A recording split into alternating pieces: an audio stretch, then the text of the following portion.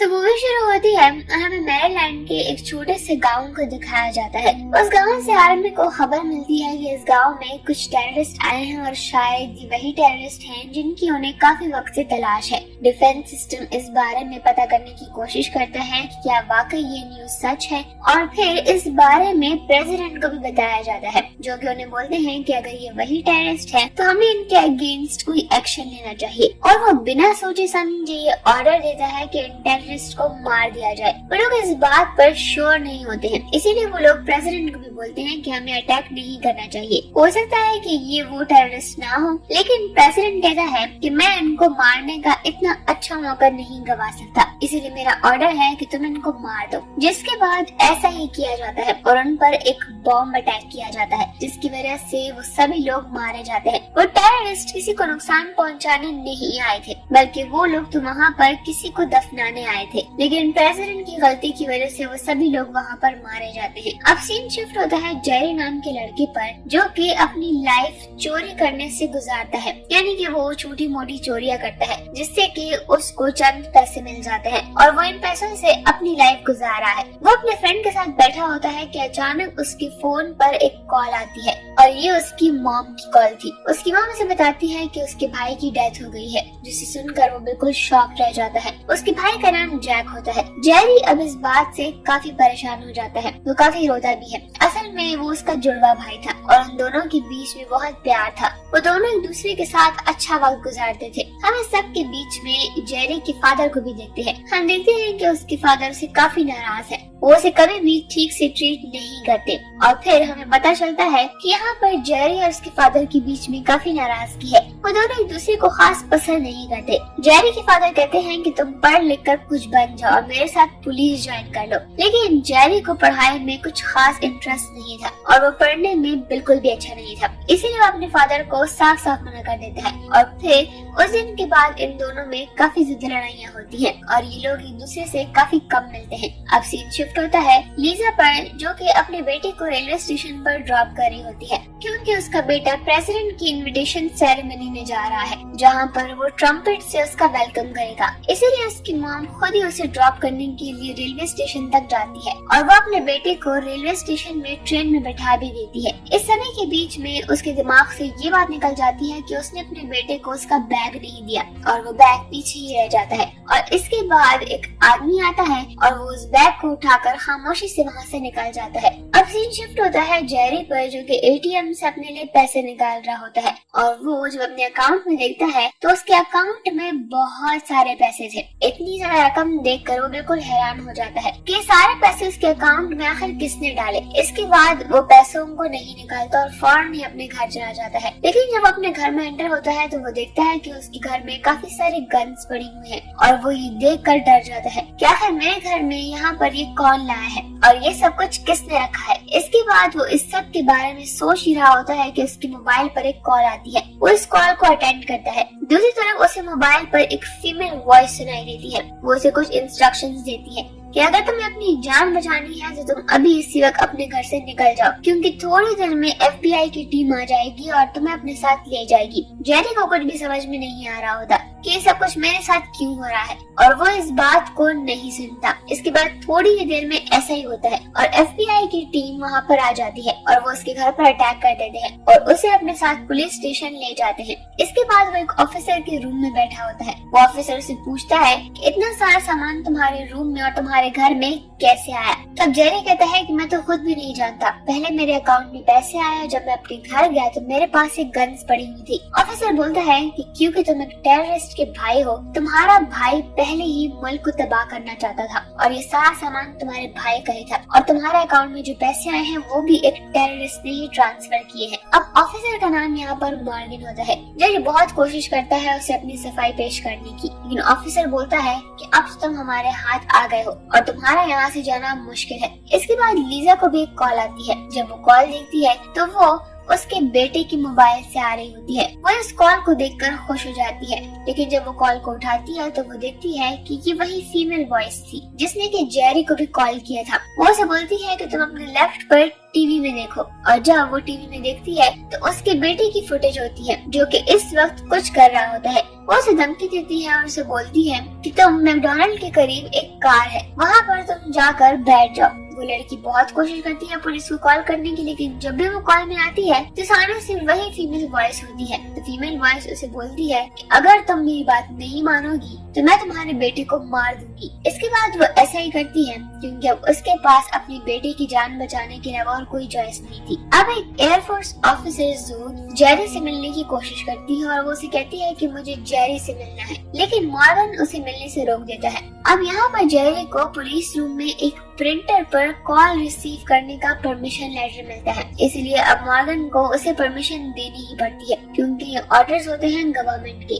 और जब वो कॉल को उठाता है तो वो सुनता है कि ये वही फीमेल वॉइस है। वो उसे बोलती है कि तुम जहाँ पर खड़े हो लेट जाओ। जेरी को कुछ भी समझ में नहीं आता कि ये क्या हो रहा है, लेकिन वो फिर भी उस फीमेल इंस्ट्रक्शंस को फॉलो करता जाता है। वो फीमेल वॉइस असल में इसकी मदद कर रही थी यहाँ से भागने में। इसके बाद एक क्रेन आता है और वो उस रूम को तोड़ देते हैं जिसमें कि जेरी होता है। अब जेरी के पास बाहर भागने का रास्ता होता है और जब वो बाहर देखता है तो सामने ही बिल्डिंग पर लिखा होता है जंप जेरी। जिसके बाद जेरी के पास कोई भी ऑप्शन नहीं होता, इसलिए वो ऊपर से नीचे कूद जाता है और वो एक मेट्रो में बैठकर वहाँ से निकल जाता है। वही मेट्रो पर एक बैग पड़ा हुआ था, वहाँ पर एक फोन होता है और उस फोन पर जेरी के लिए कॉल आती है। जब वो कॉल उठाता है तो फिर से वही फीमेल वॉइस होती है। वो उसे बोलती है कि तुम्हें अब 3 स्टेशन से आगे और जाना है। जेरी कहता है कि तुम कौन हो और मेरे साथ ऐसे क्यों कर रही हो, लेकिन कॉल बंद हो जाती है। जेरी को कुछ भी समझ में नहीं आ रहा होता कि अब उसे क्या करना चाहिए, इसीलिए वो फैसला करता है कि मैं इसकी और इंस्ट्रक्शंस नहीं मानूंगा। इसीलिए वो आगे 3 स्टेशन पर नहीं जाता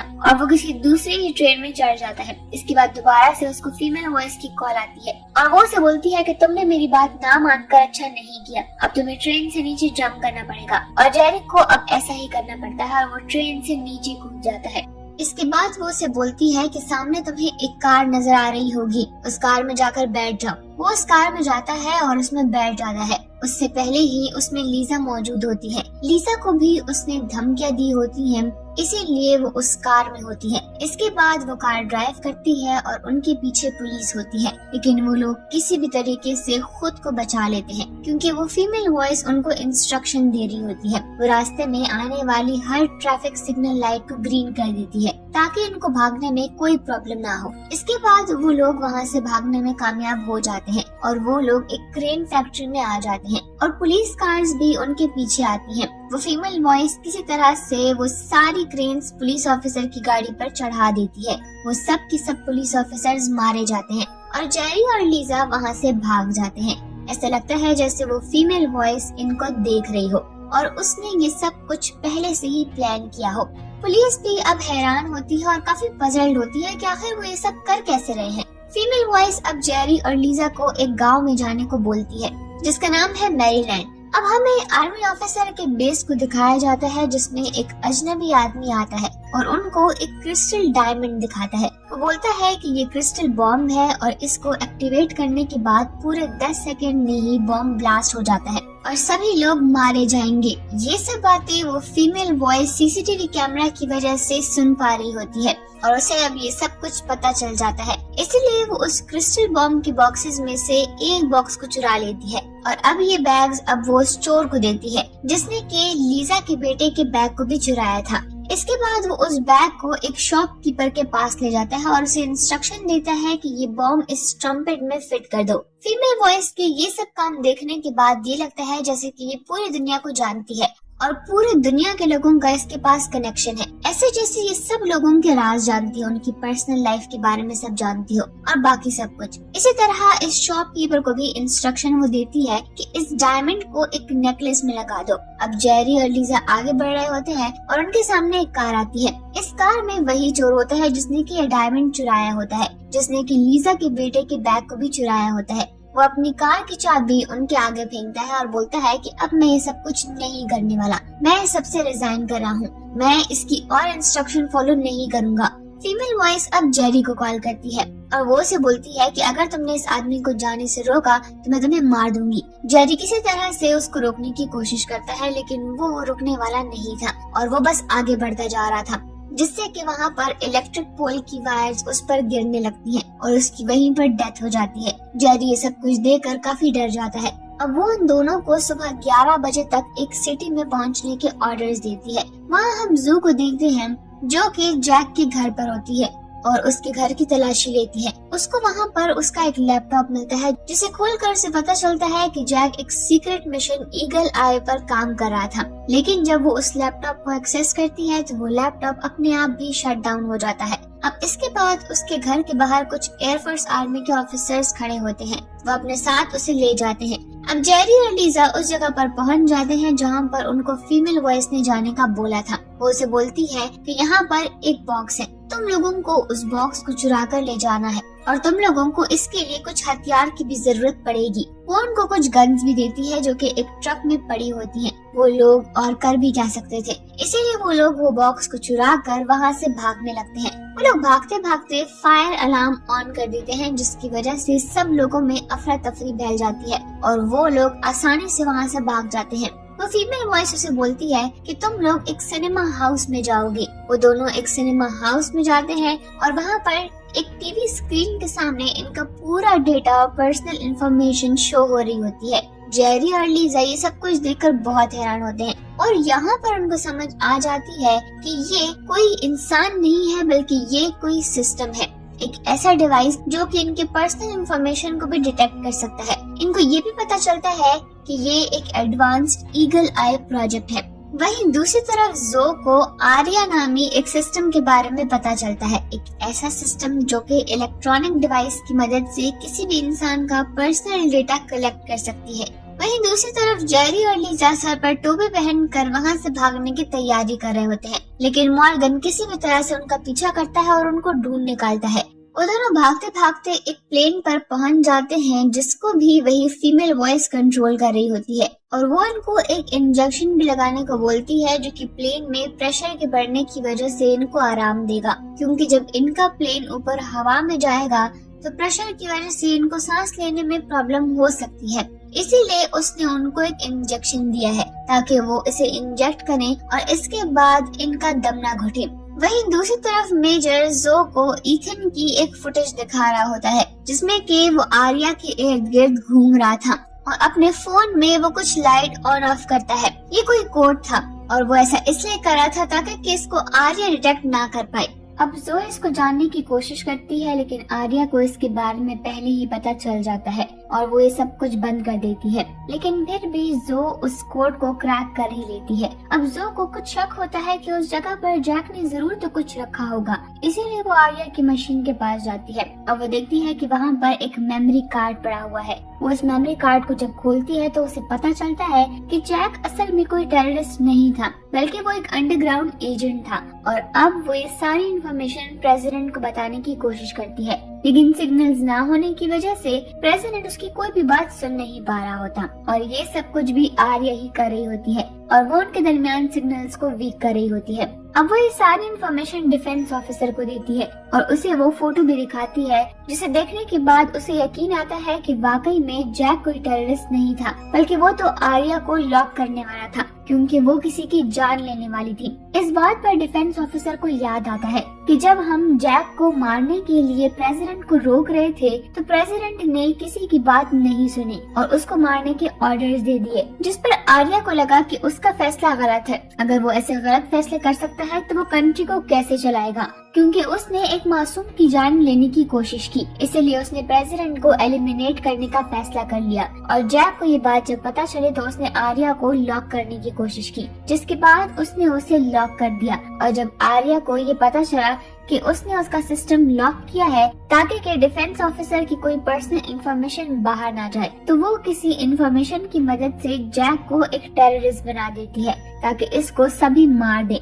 और फिर फाइनली हमें पता चलता है कि जो फीमेल वॉइस लीजा और जेरी को इंस्ट्रक्शंस दे रही है वो भी आर्या ही है। ताकि वो इन दोनों के जरिए प्रेसिडेंट को मार दे। डिफेंस मैनेजर इस सिस्टम को लॉक करने के ऑर्डर्स देती है, लेकिन आर्या पहले से ही ये सुन लेती है, इसीलिए वो प्रेसिडेंट के आदमी को उस चैम्बर में बंद कर देती है। अब इसके बाद वो फीमेल वॉइस इन दोनों को एक रूम में बुलाती है और वो वहाँ पर जाते हैं। वहाँ वो जेरी को एक ऑर्डर देती है और यहाँ हमें पता चलता है कि ये फीमेल वॉइस इन दोनों को ही क्यों यूज कर रही है। जेरी असल में जैक का जुड़वा भाई होता है और उसकी आवाज बिल्कुल जैक जैसी ही होती है, इसीलिए आर्या उसे यूज कर रही है। और लीजा को इस सब चीजों में इसीलिए इन्वॉल्व किया है क्योंकि उसका बेटा प्रेसिडेंट की वेलकम में परफॉर्मेंस देने वाला था, ताकि कि फिर आर्या को प्रेसिडेंट को मारने में कोई मुश्किल ना हो। और ये सब कुछ सुनकर अब ये दोनों एक दूसरे को देख रहे होते हैं कि आखिर ये हमसे क्या हो गया।